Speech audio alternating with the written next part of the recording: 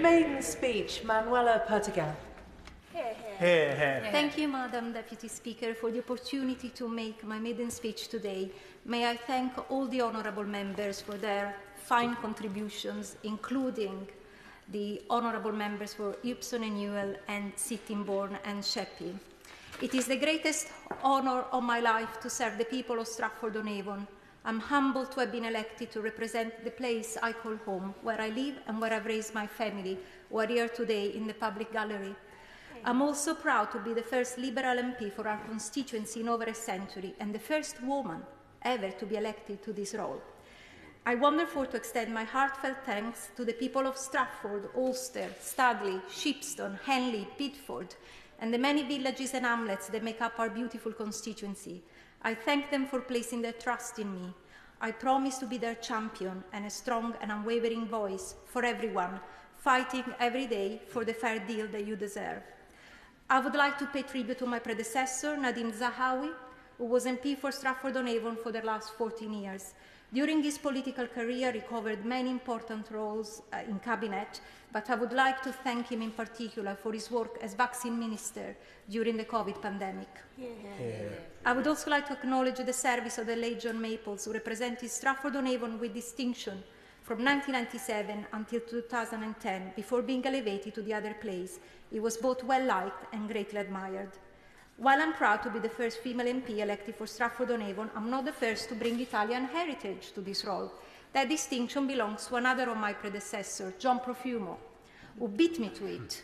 Though, Madam Deputy Speaker, I'm planning on a much quieter stay in the history books. My constituency, Madam Deputy Speaker, is one of the most beautiful areas of our country, with luscious woodland including the Heart of England forest, valleys lapped by rivers and brooks, fertile farmland, and landscapes so special as only the Warwickshire countryside can be.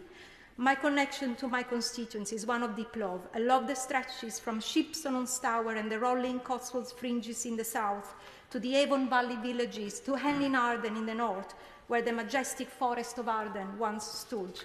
At its heart lies Stratford-upon-Avon, celebrated worldwide as the birthplace of the greatest playwright of all, William Shakespeare.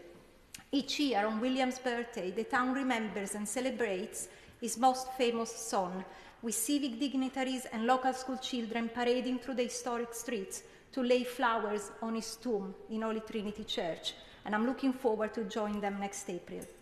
What makes our constituency special is above all its people, resilient, community-minded, each town and village blessed with volunteers, helping in repair cafes, food banks, community speed watch, flood action groups, and warm hubs.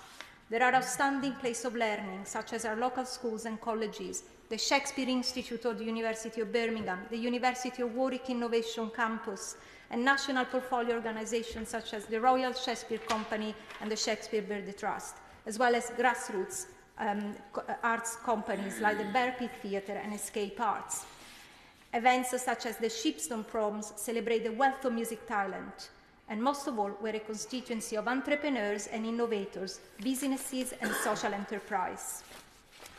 Overlooked by Beaudesert Castle, known locally as the Mount, the town of Henley in Arden has a timber-framed high street, which includes Henley's most famous attraction, Henley Ice Cream, which is well worth a visit.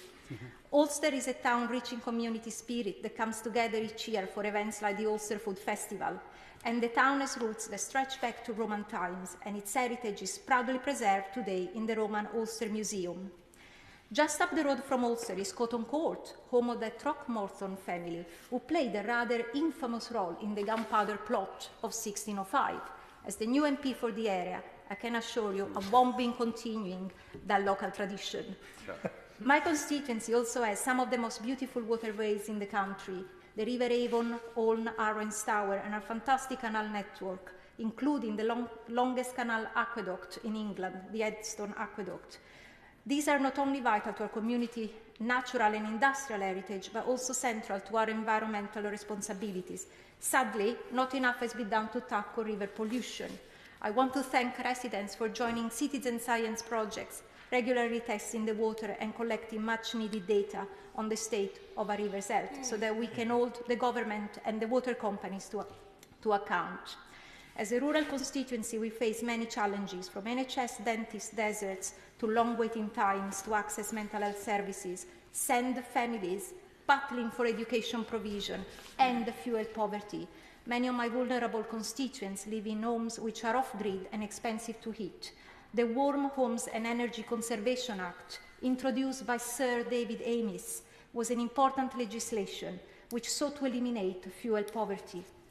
To further combat this, we need an emergency home insulation program so that homes are safe, warm, and cheap to heat. Finally, as Shakespeare wrote, some are born great, some achieve greatness, and others have greatness thrust upon them.